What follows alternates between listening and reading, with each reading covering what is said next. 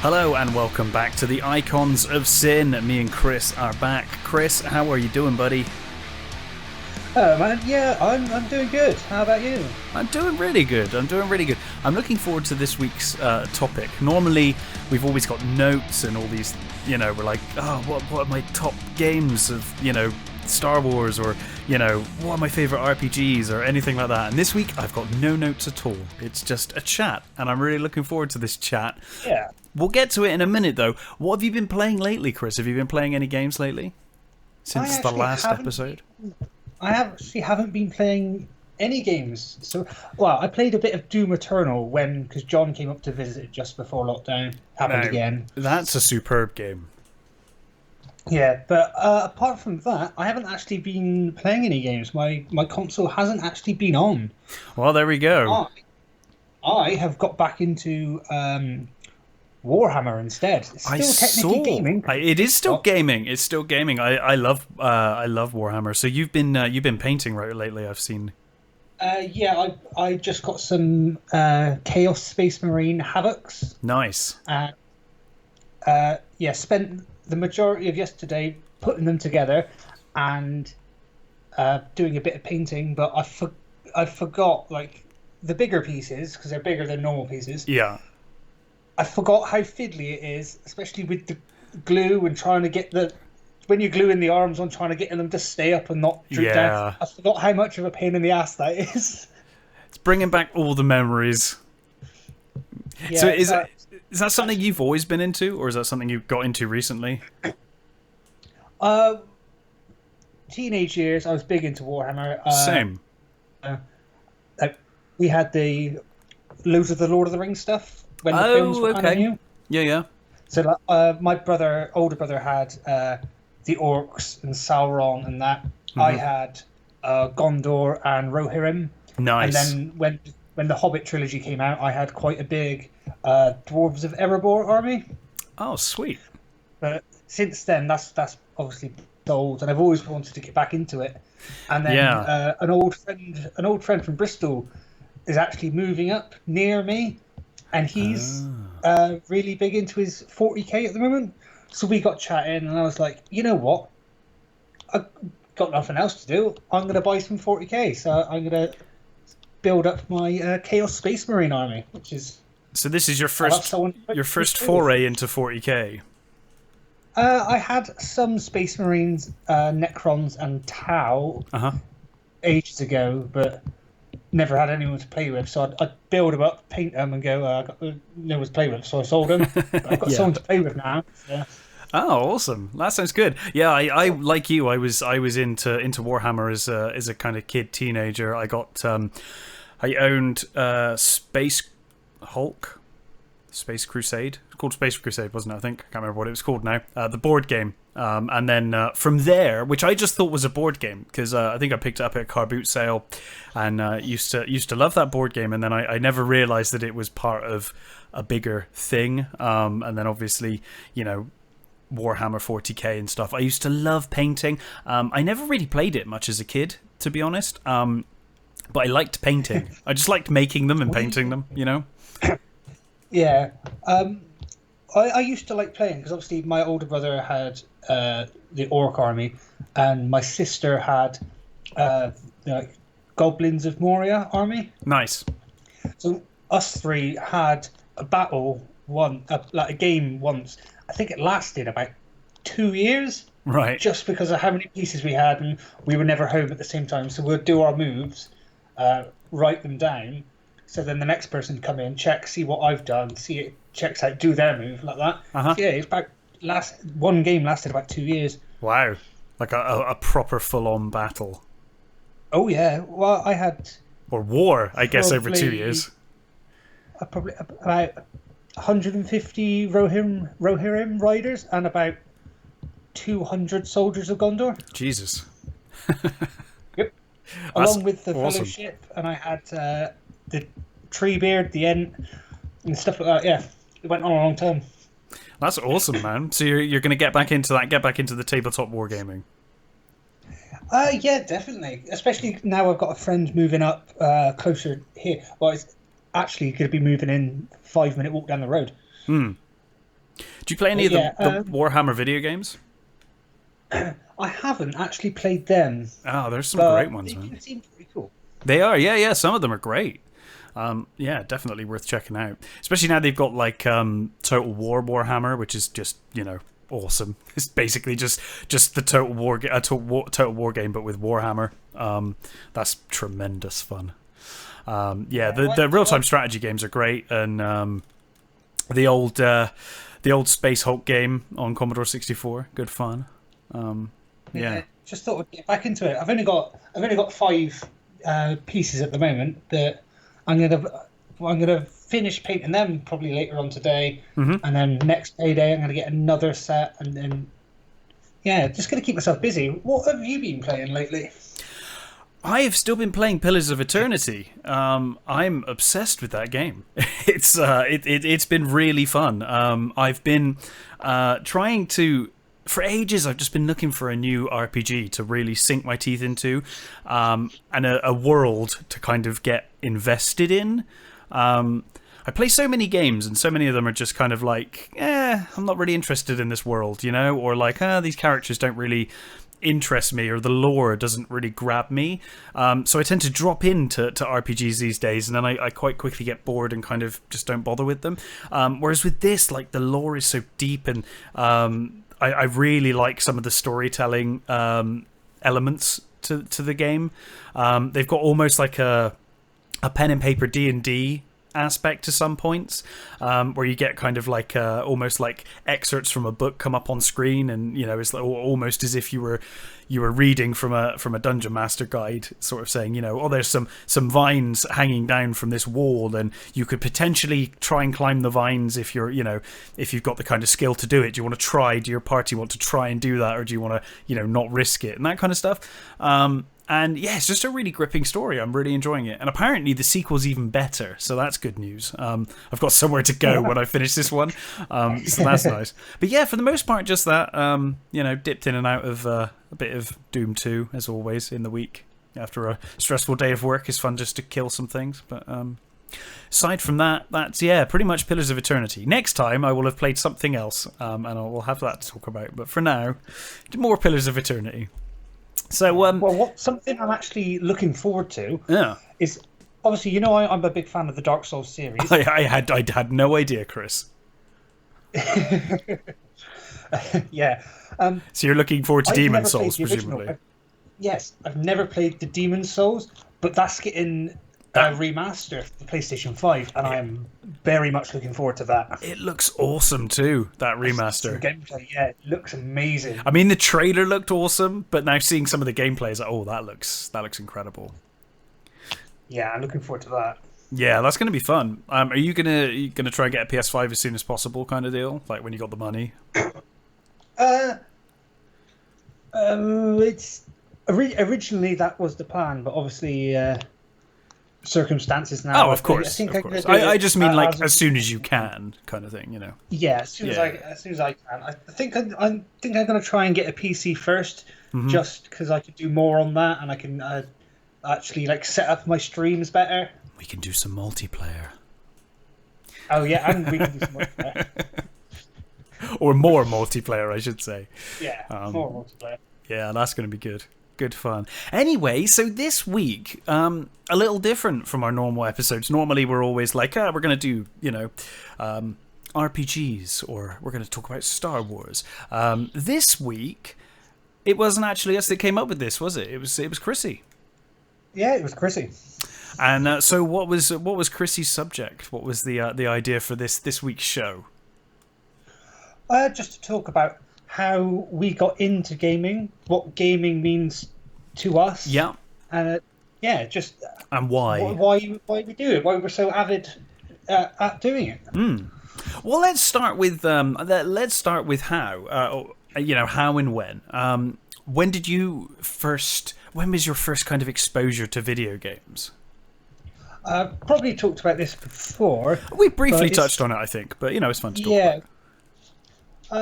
It's when I would sit next to my dad when he's been playing the original Doom, or Age of Empires on the computer, Mm-hmm. and I'd come and sit next to him because it was something completely new that I hadn't seen before. Were So you? I'd come and sit next to him and watch him play it, Uh-huh. and he'd let me have a bit of a go, but obviously I was probably like 6 or 7 and crap at games, so I wouldn't get very far. But I used to like sit on his lap and play a bit of games. So yeah, that's my first introduction to gaming. So were you like immediately like captivated? Was this like, this is awesome immediately, or were you, you know?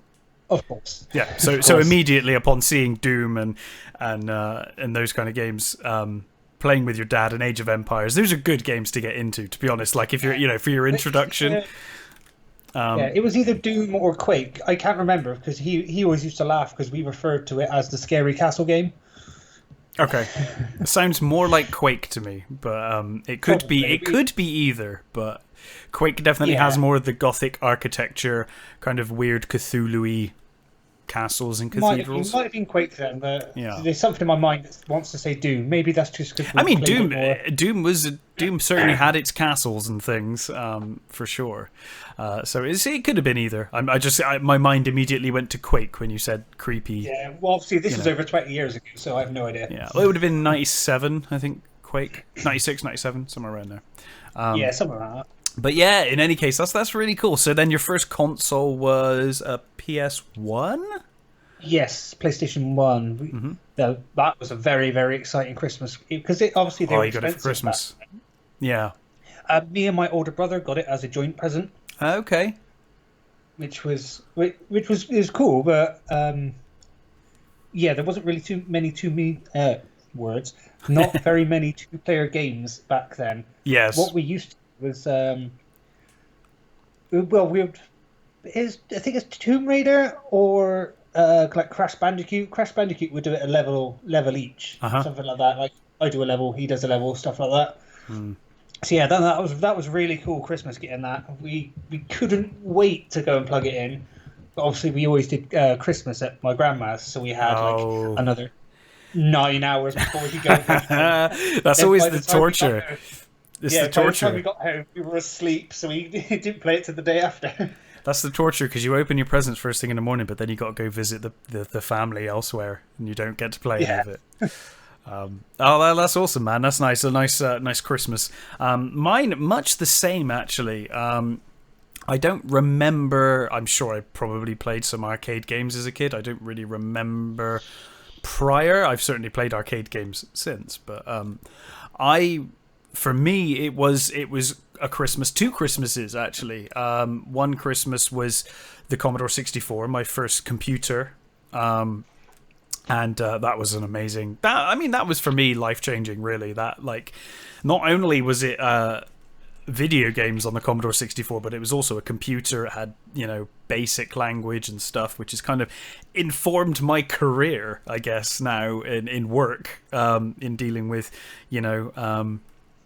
SQL coding and that kind of stuff. It all kind of probably starts there. But for video games, that was my first introduction, was the Commodore 64 on Christmas. Not sure when it was. It's the Commodore 64C, so it's the later Commodore. So early 90s, I guess. And then a couple of Christmases later, I got my NES.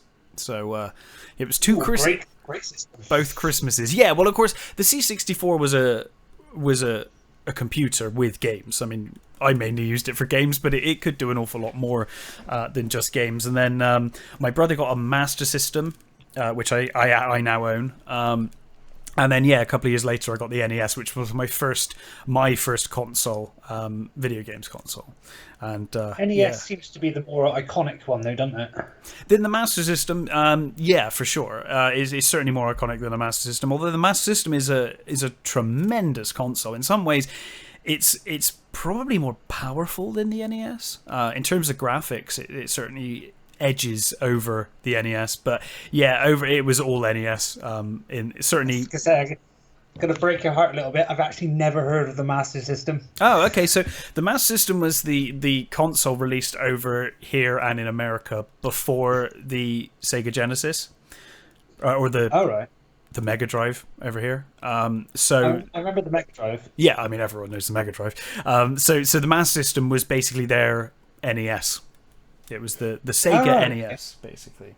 And then obviously when the Sega Mega Drive was released, that's when Sega went huge, and everyone was like, "Oh my god, Sonic the Hedgehog!" But before that, it was Alex the Kid on the Master System. So I got really nice memories of playing the Master System with my brother, and then obviously playing the Commodore 64 more to myself.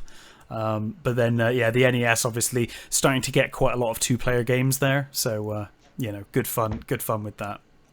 But yeah, man, good memories. So, were you expecting the PS1 for Christmas? Was it just like a complete surprise, or was it something you'd asked for? We played it around at a friend of my parents when we would go around. We played theirs. Okay, so your parents knew that you really liked it.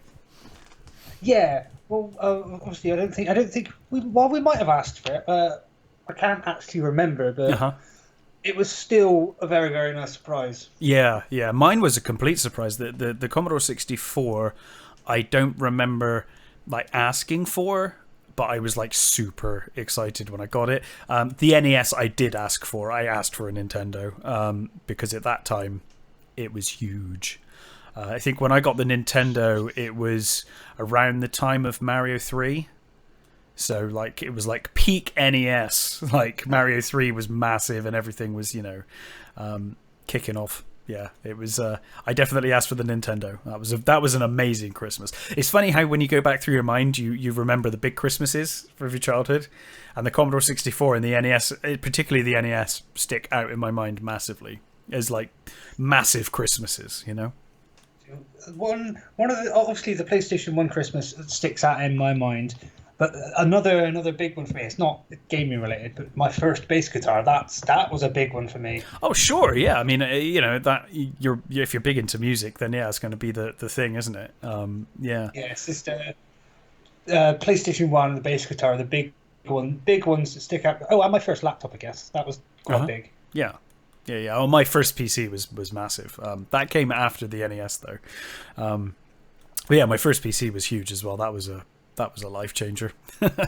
Again, pretty much started probably what is now my career was informed by my parents buying me a Commodore 64 and then my first PC later down the road. So yeah, huge things. So it's strange how something like that can influence your life so much without you even realizing it. Because now you've said it out loud, you're like, oh crap, that does correlate to that. It does, yeah. Something happened years ago was affecting me now. It's a nice thing to think about, isn't it? It is, yeah. And sometimes I do think that if I'm doing SQL coding or something like that, or whatever, I kind of think, it started with me messing around in BASIC and then DOS and that kind of stuff. So good stuff. This is going to be the most wholesome episode of it. It's a nice wholesome episode, isn't it? I like it. So I guess the next question from Chrissy was why do we game, right? And I'll give it to you first. Why do you game? Why did you get into gaming? What was because I'm curious what your thoughts are on that. Well, obviously it was a nice way to bond with my siblings to start off with, because any household there was 4 of us. They've got 2 brothers and a sister. Okay, so I only had 1 brother. So yeah, that's a big household of kids for you. Yeah, obviously there's a lot of fighting going on because your children. The time we get on good now because we're adults now and not living together. Yeah, I find I get on with my brother so much better now. I don't live with him. Yeah. Almost as soon as I moved out, everything was fine. Yeah, we've all got families now, but back then it was we could sit down. We wouldn't argue. We'd help each other. We'd play games together. So that's one of the first reasons. And then obviously gone later on in life with like the PlayStation 2 and PlayStation 3. It was it's an escape, really, isn't it? Yeah. I get to live out. Obviously, I'm fascinated with like pirates and medieval life. Yeah. And medieval times and stuff like that. So I could live out because everyone when they were young dreamed about being a knight or something like that. Something awesome. Yeah. You can Yeah, live so out your I got to fantasy. live. Yeah, I got to live out of that fantasy. That's the word I was looking for. Yeah, And yeah. also, back in school, I was a bit of a loner. Never really had too many friends. Got like, occasionally bullied and stuff. So I could go home. I could forget about that. I could live in a different world, be a different person. You know, sort of just kind of just an escape. Sort of live out a different life. Yeah. Well, that's pretty much the same for me, to be honest. I think the first time I saw video games, I thought they were amazing and awesome. But I guess you don't realize at the time how immersive and how big of an escape they are. I think because, like you, at school, I was very much a loner. I was bullied a lot in school, and it's the perfect escape. You can kind of just disappear into that video game world, and just become something else, or live the life you want to live. I guess you're like, I want to be a knight, like you said. I want to be a heroic knight, and in school I'm a bullied kid, but in this fantasy land, my fantasy land, I'm a knight. I'm respected. I'm like hand of the queen, whatever. And there's an element of I think there's an element of being good at something as well. Like, I was never good at sports as a kid. I was like the last kid to be picked for the team. When they do that horrible thing when the PE teacher's like, right, we're gonna have a 5-a-side football or something. It's like, pick your team. I'm like the last. It's like me and my mate are like the last two people there. Always the last people to get picked, begrudgingly. We have to end up on someone's team. I'm in the same boat as you there. I was always the last to get picked. But damn, I was good at video games. I could play video games. I'd be like, I'm good at this. I can complete games. I can, So I guess there's an element of that as well. It's escapism, especially away from horrible things like bullying and the stress of young life, I guess. There is one thing that I find very funny now, because back in school, where it's like, well, you're going to go home and play video games? It's like, yeah, I am. And now all those same people are like, oh, I need to have the latest video game. Everything's about gaming. It's like, well, you made fun of me for it. Dude, my first... You're beyond the curve, mate. My first movie, Annette, is basically about that. It's not basically about that. It's about a giant monster, but it's as well as that. There's a big element of that movie is my commentary on how all the kids that used to bully me in school for reading comic books, and like liking X-Men and the Avengers and all that as a kid, and Batman, and like playing RPGs, used to get bullied for all of that. All of those bullies now as adults, they love it. They love the comic book movies. Yep. They're all watching the latest Avengers, and they're all playing Skyrim. When Skyrim come out, I saw like people, because you move on, you grow up, and even like some of the people that bullied me in school, I'm friends with on Facebook and whatever. We're all adults now and whatever. But it is funny when I see that they were talking about Skyrim when Skyrim came out, and I was like, what? I got bullied so much for this stuff, and now some of them are like self-proclaimed experts in the Marvel stuff. I mean, I don't really watch many of the movies anymore, but like they're like experts in them. That's what brought it into everyone's lives when they started making the movies. Because then they realised, maybe it's not nerdy; it's actually a good film. Sure, and I hope I read the comics and stuff like that.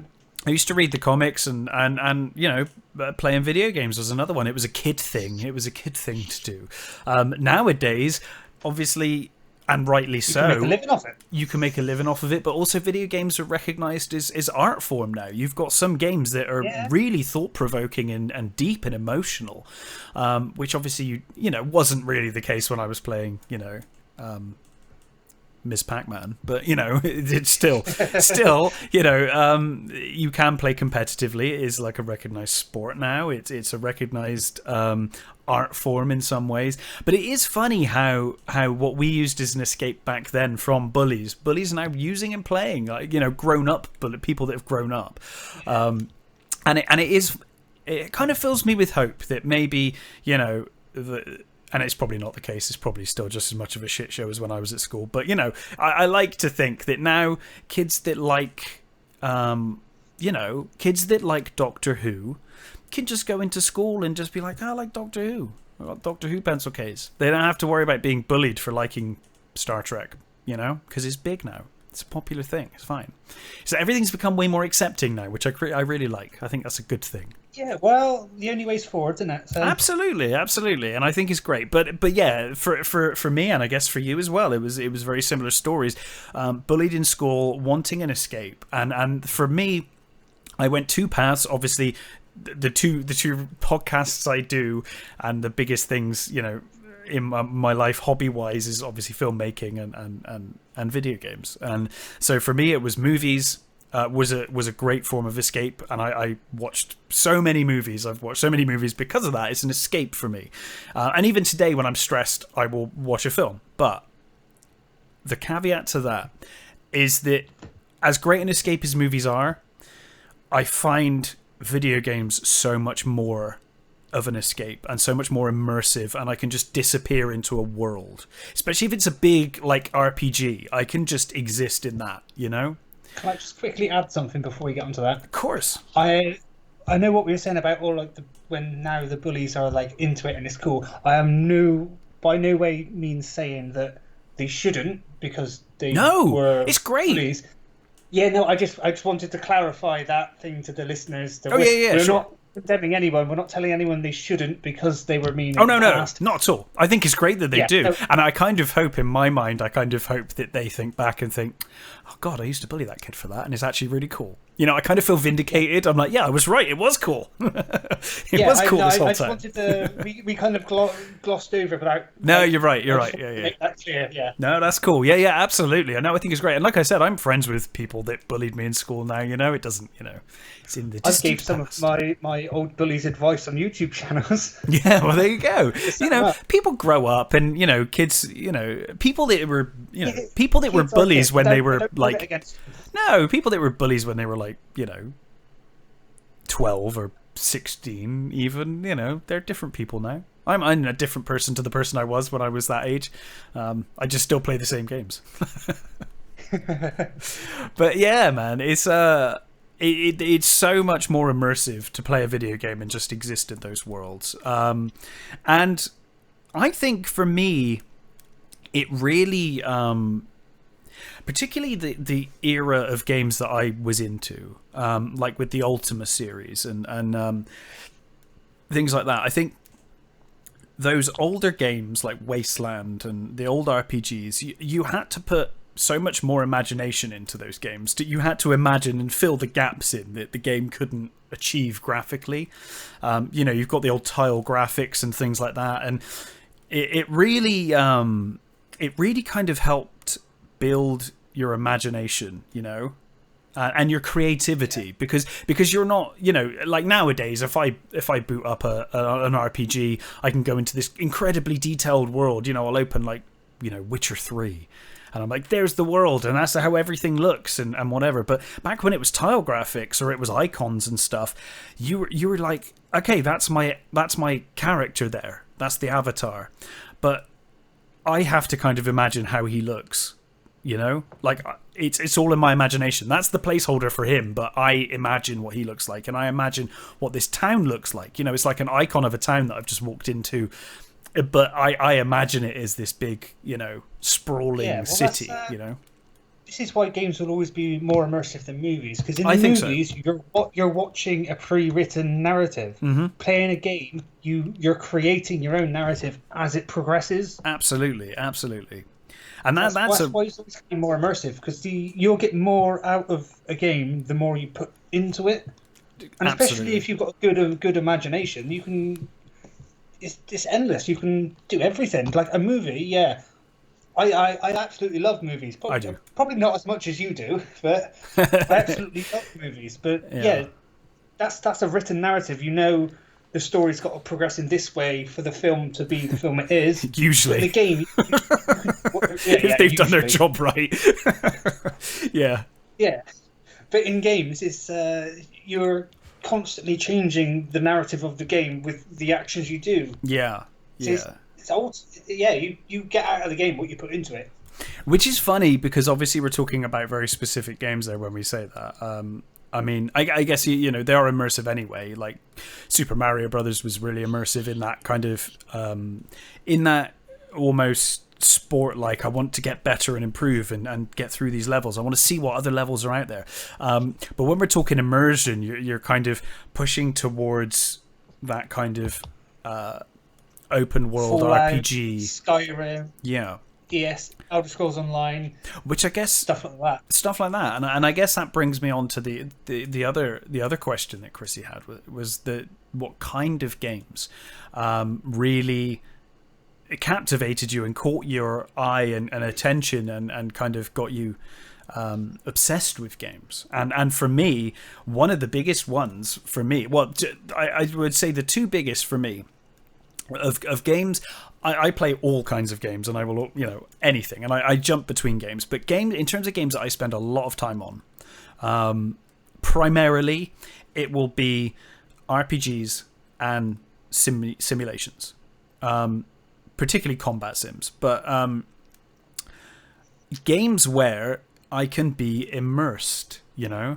Like an RPG, I can create my character from the ground up and I go on this incredible quest, but I don't have to go on that quest. I can go on this side quest and I can go and do this. And I can do things completely against what I'm supposed to do if I want to. I can behave how I want my character in the role I'm playing to behave in this world.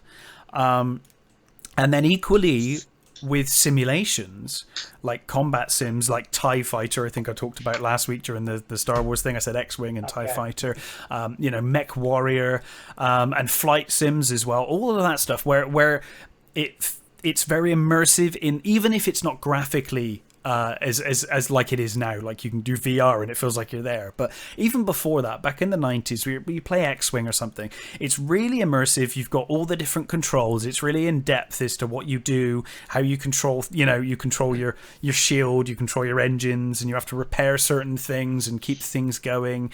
That kind of stuff also I find deeply immersive, and then I get really invested again because of the depth, you know. And I think for me, those are the main ones when I think games that keep me going for a long time and really captivated me as a kid. It was RPGs, and then later Sims, and to an extent strategy as well. Strategy will keep me going for quite a long time. But I'm really that keeps your brain going. It does, and I'm really curious what your kind of what genres really captivated you and kind of, you know. Well, it's like open world games. Say like it doesn't have to be like a set in a certain age. It can be Fallout. No, absolutely. It can be Skyrim or anything. Something where there is a storyline, but your involvement in it is up to you. You can go do quests. You can help out a village. You can kill the people in the village if you so want. Yeah. Something where you can make your own story to a like certain degree. Yeah. Yeah. I completely agree. Yeah, like but it's like Fallout. I think I played Oblivion first. Okay. That to me was the first open world game I had played. See, that to me, like, I mean, as someone who played like Ultima and Wasteland and stuff on the C64, I think like, God, like Oblivion being my first open world game experience must have been mind blowing. Like it must have blown your mind that you could do all this stuff. Yeah, before that it was like the Tomb Raider games or Spyro, Crash Bandicoot, something like that. Yeah, where it's linear. It's all linear. And then suddenly you're in this world, huge world. It's actually my brother's game, and when he used to go out as mates, I used to sneak on his PlayStation and play it without him knowing because I wasn't allowed on his PlayStation. Oh no! You had to do it in secret. Yeah, and it was amazing because obviously, you know, like my fascination with the medieval era, and which actually probably explains why I have a massive collection of swords. I can see a sword right now. I'm looking at it. I'm looking at the ranger sword. The ranger sword from Lord of the Rings. Strider's sword. Oh, I can one up you. I got Aragorn's King Sword. I was tempted to get the King Sword, but I always wanted the Aragorn Strider sword. So one day I might get the King Sword. My best friend has that one. She bought it for her husband. One of my best friends actually bought it for me for Christmas. Oh, that's an amazing gift. That's an incredible gift. It's hanging on the wall, and then I've got a samurai sword in the living room, and then I have a box of big box of other weaponry locked under the bed. Right. Yeah. I can display two because they're display things. I can't. There's children around. I can't have that on. Yeah. That's two podcasts in a row we've got onto swords, either lightsabers or swords or something. we've come back to that. But yeah, I mean, God, what did you think when you first exit the jail and you enter into Cyrodiil? Is it Cyrodiil, isn't it? Yeah, you walk into Cyrodiil and you're like, whoa. That's the thing. I didn't know much about the game, and then when it started in a prison cell, I was like, "Oh, this is going to be another." Because I didn't know anything about the game. I was like, "Oh, this is going to be another like linear game." It's a dungeon crawler. Yeah. And then when the little tutorial thing is, and you're out in the world, I sort of went, "Holy shit!" Yeah. I can go anywhere. What is this? There's no set levels. I can do anything. How far did you walk before you realised you could just keep walking? You just start walking in one direction. Like, hang on a minute, there's nothing stopping me. I can just keep going. Yeah. No. Well, I picked up a load of side. I actually don't think I played that game and I maxed the level out. I played it for hundreds and hundreds of hours. I don't actually think I ever finished the storyline because I just kept picking up side quests and doing them. I am terrible playing RPGs. I am awful at completing the main games. I get so distracted by side quests and stuff. I just wander off. I still haven't completed Skyrim, I don't think. Every time I wander off and I just do other stuff, and then I get close to doing it, and then I just walk off, do other things, and then by the time and then sometimes I'll leave the game, and then I come back and I'm like, oh, I should start again, and then I start again, and I don't think I've ever actually completed it because I just keep every time I get distracted. I'll be walking along and then I've never completed Skyrim either. No, but I've played. Like, I mean, God, if I had Steam open, I've played hundreds and hundreds of hours at that game, but I've never completed it. I think I've only played about 20 hours of Skyrim. You weren't as keen on Skyrim, right? No, it's... Because I agree. I actually think Skyrim is... it's for me, it's a little too consoleized, and it's not... for me, my favourite of the Elder Scrolls game is Morrowind. I think Morrowind was the peak for me, but I also really loved Oblivion. The only thing with Oblivion that really bugged me after a while, which they repeat in Skyrim, is the fucking Oblivion gates. I got so bored of the Oblivion gates, and then when Skyrim came along, I was like, "Oh, this is awesome! It's like Oblivion, but no Oblivion gates. It's great." And then you realise about 2 hours into the game that dragons are the new Oblivion gate, and you're just, it's the same. I'm just repeating myself over and over again. See, when it comes to the Skyrim or the Oblivion games, I have an opinion that a lot of people don't agree with. But I think the best one I've played is actually Elder Scrolls Online. Yeah, which a lot of people hate. I've not played enough of it. I need to get into Elder Scrolls Online. I want to, and I'll tell you what, when you've got PC, I'd love to. We could do it together. Yeah, I'll have to start a new character because I'm currently, what is it? Level 500. No, you get to. I think you get to like level 100, and then it goes. Obviously, like level 100, then champion rank. Okay. I'm champion rank 500. Right. Yeah. I actually got into the game by accident. Oh, really? My mate Sully bought Elder Scrolls Online, and I had no one to play with, and I was over his when it turned up. Right. And he was like, "Oh, amazing! Well, I've got no one to play with." If I order this game for you, will you play with me? She literally bought you a game just so we could play it with you. That's amazing. Yeah, I said I'd give it a go, and then obviously it's Amazon Prime. So next day it turned up at my house. I spent 12 hours installing it because it's massive. And then we played together for months. Yeah. Literally, we played together for months, and I was hooked. And then he stopped playing And you just kept for going. a few months. And and he came back, and he was like, "Oh, have you been playing this?" It's like, Yeah, "Yeah." And he's like, "What non-stop. level are you?" So I was like, "I'm about 600 levels higher than you now, mate." Yeah. So yeah, Just because there's no like fixed, there is a storyline, but there's so many. It is honestly massive. You can go to Skyrim. Skyrim is one of the areas you can go to. well, The it's entire place. you've got the whole area, right? The whole It's world. Tamriel. Yeah, the whole world. You've got the whole world, which is incredible. And I mean, I know as someone who's played all the Elder Scrolls games until online. I mean, with Arena and Daggerfall, you had that whole world. You could go anywhere in that world. Obviously, it was very sparse and not very populated because of technology at the time. But it's so big, and I can't believe that with online they've actually done all of it. It's amazing to me that I can go to Morrowind now. Loading times can be a bit of a with Morrowind's one of the newer ones, newer updates. I think people were But probably really dragons desperate in and for it. stuff now.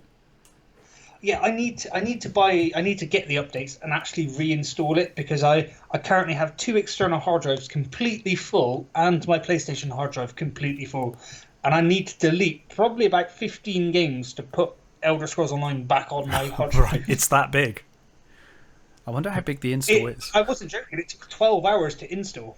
That's pretty insane. I wonder how big. Since most of the updates and the expansion packs and everything like that. Yeah. But yeah, I've last time I played it, I'm in like full dragon armor with a massive 200 sword, riding on an armored wolf. Jesus. Yeah, so the client is 85 gig, and then the game itself is like 135 gig. Or 125 on PC, 135 on Mac. That is insane. Wasn't joking, mate. That is big.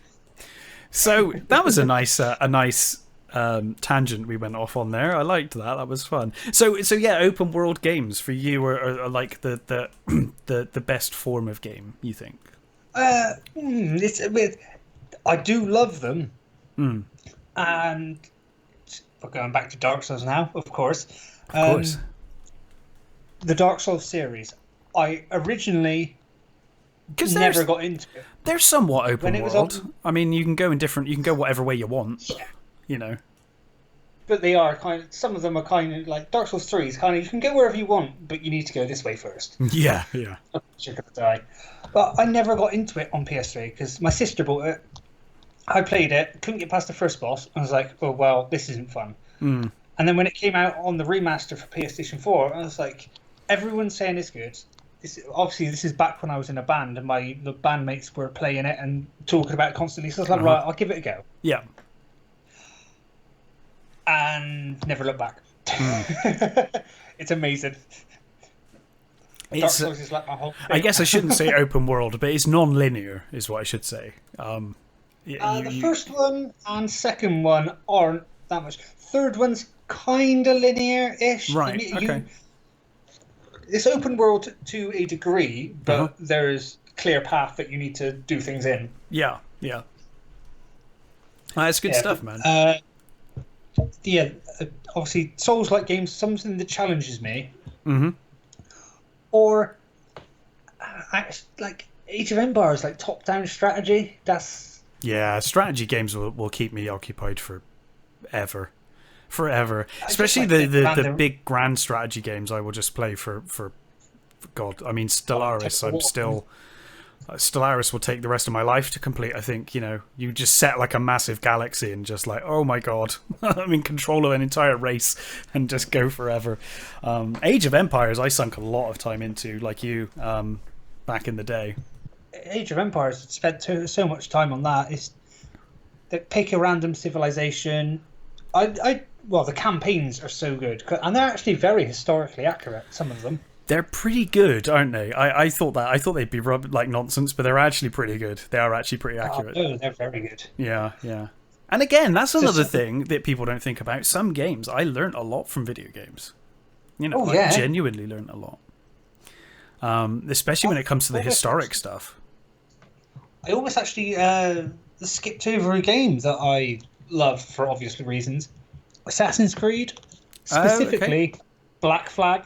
Black For Flag's the best one. Do you know, obvious pirate reasons. I don't care about any other. It's probably a bad thing to say, but I don't really care about Assassin's Creed games except for Black Flag because I love being a pirate. Me too. Me too. I'm a huge fan of naval warfare, and especially that period. And when I saw the trailer, I was like, I played Assassin's Creed 1 a bit, and I was like, it's all right. But then when I saw the ship battles in Black Flag, I was like, I need that game. I need it. Have you seen the trailers? The trailers have been around for like a year, 2 years, but the game keeps getting delayed. It's the same engine, Right. as a Black Flag, so it's got the same ship movements and that. It's called Skull and Bones. I didn't realize it was the same engine. I've been checking up on that one periodically because I really want to play it. It looks awesome. Yeah, because you can play online. You can choose what class of ship you want, like frigate, like man of war, stuff like that, and you can customize it and upgrade it. So instead of being like in Black Flag, you get given a ship and that's it. Yeah. Like, and that was my biggest disappointment with Black Flag. Is like I wanted to go and steal that ship now. I want that one, and you can't do that. That really sucked. Yeah, but in Skull and Bones, apparently, whenever it's going to be released, you can. That's and awesome. You can also play online in your own little crew. So me and you could be part of the same crew in two different ships, and you've got like tactically go. It's mainly ship based. I don't know if there's any land conflict. I don't need land. That's fine. No, this is why I'm so excited for this. Yeah, when that sounds great. I mean, it actually does get released. I remember being obsessed with Sid Meier's Pirates back in the day. That's another game that I was really obsessed with back in the day. Just being a pirate, going around and getting better ships and plundering, taking over vessels. Great fun. Hopefully, by the time I've got my PC, Skull and Bones will be released, and me and you can go live out our pirate dreams. Yeah, live out our pirate dreams that we've had since we were kids. And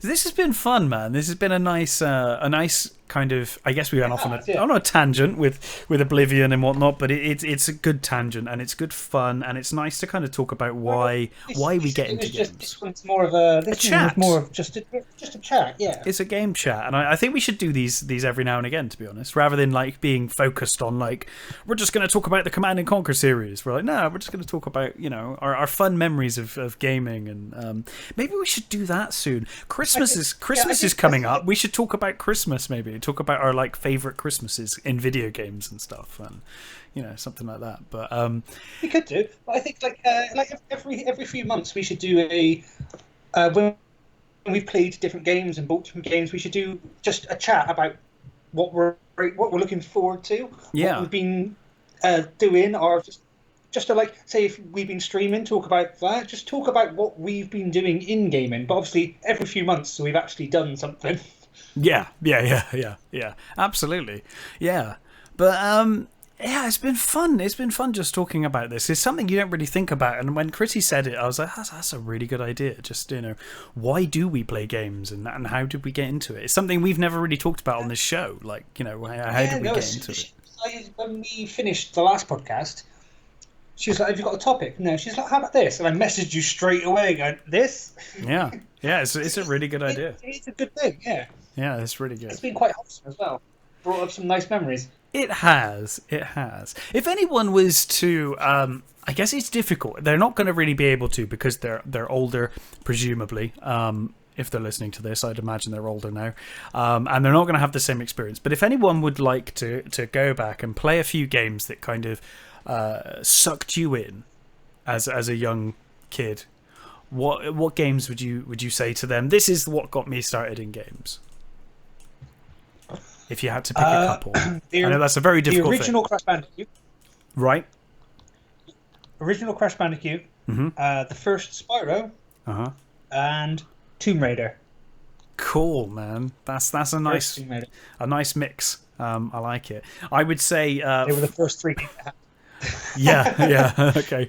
I would say for me, probably, I guess, TIE Fighter or Mech Warrior 2, if you can get it running, and maybe Ultima 7, either Ultima 7 or Planescape Torment, something like that, or Fallout, the original Fallout.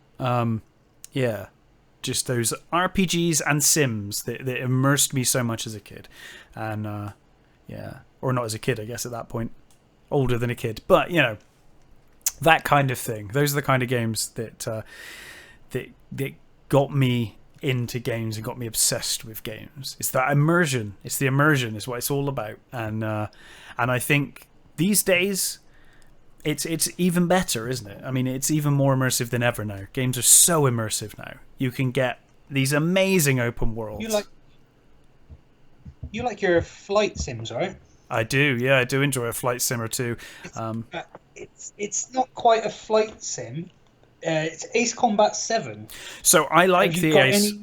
I like the Ace Combat series. They haven't released one forever. I've got the one on PS3. Was the last one I played. The new one, the newest one's Ace Combat 7: Skies Unknown. Yeah, That came out a year or so ago, something like that. Yeah.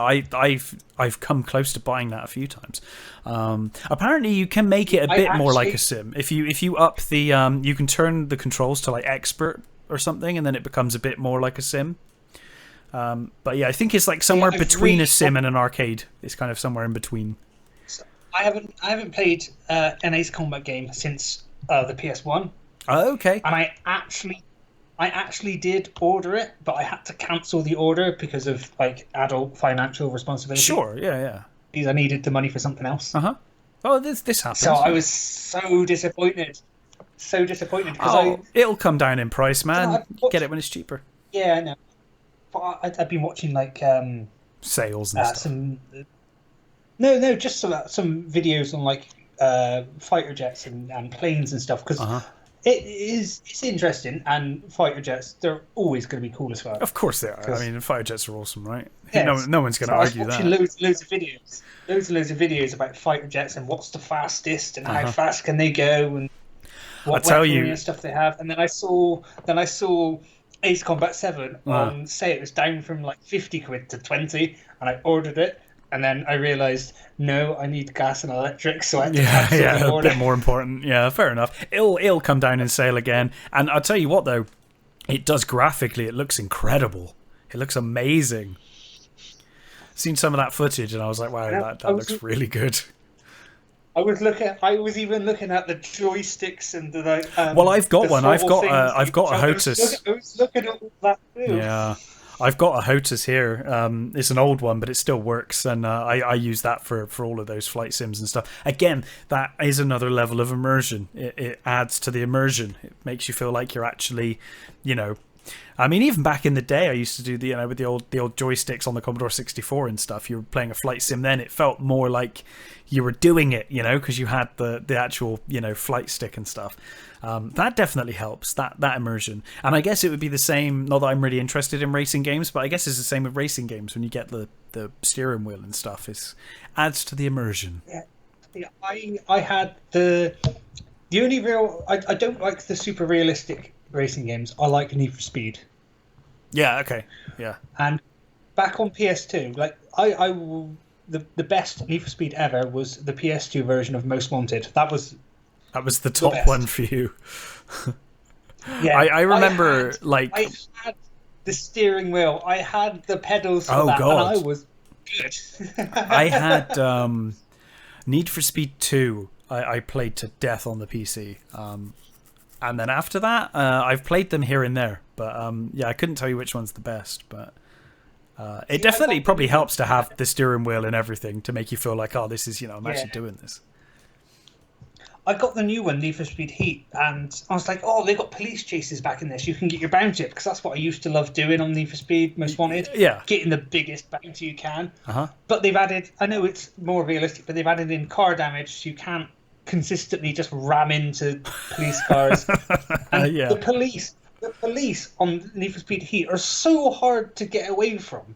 Right. So I'm just like, no, I just want to do carnage and it got ridiculous though, didn't it? Because didn't like they added like it was like suddenly in the Need for Speed games the police are driving around in like Lamborghinis and stuff, and it's like what? Yeah. What is this? That's no fun. Yeah. I want to be in the supercar and I want them to be like in the dust, you know? Yeah, but Need for Speed Most Wanted, if there was a roadblock, if you hit the back of them, obviously not where the engine is, you could send them flying. In the new one, you do that and your car stops. I'm like, this is not Need for Speed. Right. Yeah, you don't want. Yeah, you don't want the sim. You want just silly fun. You just want to have fun. You don't want that. It's a shame they don't have an option to turn on and off where you can just be like, I want the arcade version. Now I want the real version. You know, the realism version.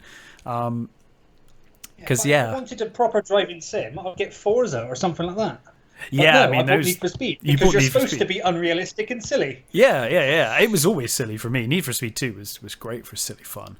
Yeah, you're right. That's a little disappointing. Just stick to what you're good at, Need for Speed. Stop messing around with Sims. Because you're right. When it comes to Sims, something like Forza is just going to leave them in the dust. So they should stick to what they're good at. The arcade fun. It's what we want. Need for Speed. EA. Make it happen. Because I'm sure they're listening to this podcast. Yes. Yeah, the big bosses at EA are listening to our small podcast. They're one of our 20 listeners is EA. But